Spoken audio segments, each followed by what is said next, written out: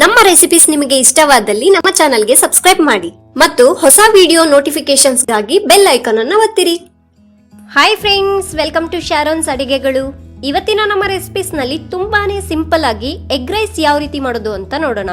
ಬೇಕಾಗಿರುವ ಸಾಮಗ್ರಿಗಳು: 3 ಮೊಟ್ಟೆ, 3 ಟೇಬಲ್ ಸ್ಪೂನ್ ಅಷ್ಟು ಎಣ್ಣೆ, 2 ಮೀಡಿಯಂ ಸೈಜ್ ಈರುಳ್ಳಿ ಕಟ್ ಮಾಡಿ ಇಟ್ಕೊಳ್ಳಿ, 2 ಹಸಿಮೆಣಸಿನಕಾಯಿನ ಕಟ್ ಮಾಡಿ ಇಟ್ಕೊಳ್ಳಿ, 1 tea spoon garam masala, 1 table spoon ಅಷ್ಟು ಶುಂಠಿ ಬೆಳ್ಳುಳ್ಳಿ ಪೇಸ್ಟ್, 2 ಕಪ್ನಷ್ಟು ರೈಸ್ನ ಮಾಡಿಟ್ಕೊಳ್ಳಿ, ಸ್ವಲ್ಪ ಕೊತ್ತಂಬರಿ ಸೊಪ್ಪನ್ನ ಕಟ್ ಮಾಡಿ ಇಟ್ಕೊಳ್ಳಿ, 1 ಟೇಬಲ್ ಸ್ಪೂನ್ ನಿಂಬೆ ರಸ, ಅರ್ಧ ಟೀ ಸ್ಪೂನ್ ಅರಿಶಿನ ಪುಡಿ, ಮತ್ತೆ ರುಚಿಗೆ ತಕ್ಕಷ್ಟು ಉಪ್ಪು. ಮೊದಲಿಗೆ ಒಂದು ಪ್ಯಾನ್ನ ಹೀಟ್ ಮಾಡಿ ಅದಕ್ಕೆ ಎಣ್ಣೆನ ಹಾಕಿ, ಎಣ್ಣೆ ಕಾದ ನಂತರ ಹಸಿಮೆಣಸಿನಕಾಯಿ ಕಟ್ ಮಾಡಿರೋಂಥ ಈರುಳ್ಳಿನ ಹಾಕಿಬಿಟ್ಟು ಚೆನ್ನಾಗಿ ಮಿಕ್ಸ್ ಮಾಡ್ಕೊಳ್ಳಿ.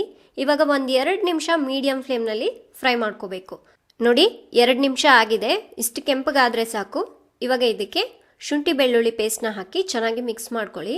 ಹಸಿ ವಾಸನೆ ಹೋಗೋವರೆಗೂ ಫ್ರೈ ಮಾಡ್ಕೊಂಡ್ರೆ ಸಾಕು. ನೋಡಿ, 1 ನಿಮಿಷ ಫ್ರೈ ಮಾಡ್ಕೊಂಡ್ರೆ ಸಾಕಾಗತ್ತೆ.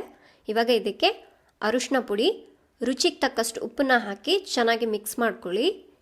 ಫ್ರೆಂಡ್ಸ್, ನೀವು ಹಸಿಮೆಣಸಿನಕಾಯಿ ಬೇಡ ಅಂದ್ಕೊಂಡ್ರೆ ಅಚ್ಕಾರದ ಪುಡಿನ ಕೂಡ ಹಾಕ್ಕೋಬಹುದು.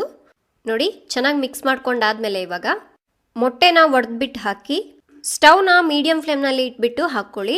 ಫ್ರೆಂಡ್ಸ್, ನಾನಿಲ್ಲಿ 3 ಮೊಟ್ಟೆನ ಹಾಕ್ತಾ ಇದ್ದೀನಿ. ನಿಮಗೆ ಇನ್ನೊಂದು ಎಕ್ಸ್ಟ್ರಾ ಬೇಕಿದ್ರೂ ಕೂಡ ಆ್ಯಡ್ ಮಾಡ್ಕೋಬಹುದು. ನೋಡಿ, ಮೊಟ್ಟೆ ಹಾಕಿದ ತಕ್ಷಣ ಮಿಕ್ಸ್ ಮಾಡೋಕ್ಕೆ ಹೋಗಬೇಡಿ. ಸ್ವಲ್ಪ ಸ್ವಲ್ಪ ಈ ರೀತಿಯಾಗಿ ಸ್ಪ್ರೆಡ್ ಮಾಡಿಕೊಂಡು ಮಿಕ್ಸ್ ಮಾಡ್ಕೋಬೇಕು. ಒಂದೇ ಸಲ ಮಿಕ್ಸ್ ಮಾಡೋದ್ರಿಂದ ಎಲ್ಲ ಅಂಟು ಬಿಡುತ್ತೆ. ಅದಕ್ಕಾಗಿ ಈ ರೀತಿಯಾಗಿ ಸ್ಪ್ರೆಡ್ ಮಾಡ್ಕೊಳ್ಳಿ. ಈಗ ಚೆನ್ನಾಗಿ ಮಿಕ್ಸ್ ಮಾಡಿಬಿಟ್ಟು ಇದಕ್ಕೆ ಗರಂ ಮಸಾಲಾನ ಹಾಕ್ಕೊಳ್ಳಿ. ಇದನ್ನು ಕೂಡ ಒಂದ್ಸಲ ಚೆನ್ನಾಗಿ ಮಿಕ್ಸ್ ಮಾಡ್ಕೊಳ್ಳಿ. ನೋಡಿ, ಈ ರೀತಿಯಾಗಿ ಮಿಕ್ಸ್ ಮಾಡ್ಕೊಂಡಾದ್ಮೇಲೆ ಇದಕ್ಕೆ ರೈಸ್ನ ಹಾಕ್ಕೊಳ್ಳಿ. ಫ್ರೆಂಡ್ಸ್, ರೈಸ್ನ ಈ ರೀತಿಯಾಗಿ ಉದುರುದ್ರಾಗೆ ಮಾಡ್ಕೊಳ್ಳಿ. ಇವಾಗ ಇದಕ್ಕೆ ಕೊತ್ತಂಬರಿ ಸೊಪ್ಪನ್ನ ಹಾಕಿ ಲಾಸ್ಟ್ಗೆ ನಿಂಬೆ ರಸನ ಹಾಕ್ಕೊಳ್ಳಿ. ಇವಾಗ ಚೆನ್ನಾಗಿ ಮಿಕ್ಸ್ ಮಾಡ್ಕೊಳ್ಳೋಣ.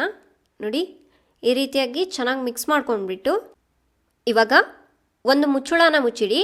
1 ನಿಮಿಷ ಆದಮೇಲೆ ಮುಚ್ಚಳನ ತೆಗೆದ್ಬಿಟ್ಟು ಸ್ಟವ್ನ ಆಫ್ ಮಾಡ್ಕೊಳ್ಳಿ. ನೋಡಿ, ಇವಾಗ ಬಿಸಿ ಬಿಸಿಯಾಗಿ ಸರ್ವ್ ಮಾಡಿ. ಫ್ರೆಂಡ್ಸ್, ಇದು ಟೇಸ್ಟ್ ಮಾತ್ರ ತುಂಬಾ ಚೆನ್ನಾಗಿರುತ್ತೆ. ಮತ್ತು ನೀವು ಬೇಗ ಆಗಬೇಕು ಅಂತ ರೆಸಿಪಿ ಏನಾದರೂ ಇತ್ತಂದರೆ ಈ ರೆಸಿಪಿನ ಟ್ರೈ ಮಾಡಿ. ಟೇಸ್ಟಿಯಾಗೂ ಇರುತ್ತೆ, ಈಸಿಯಾಗೂ ಇರುತ್ತೆ.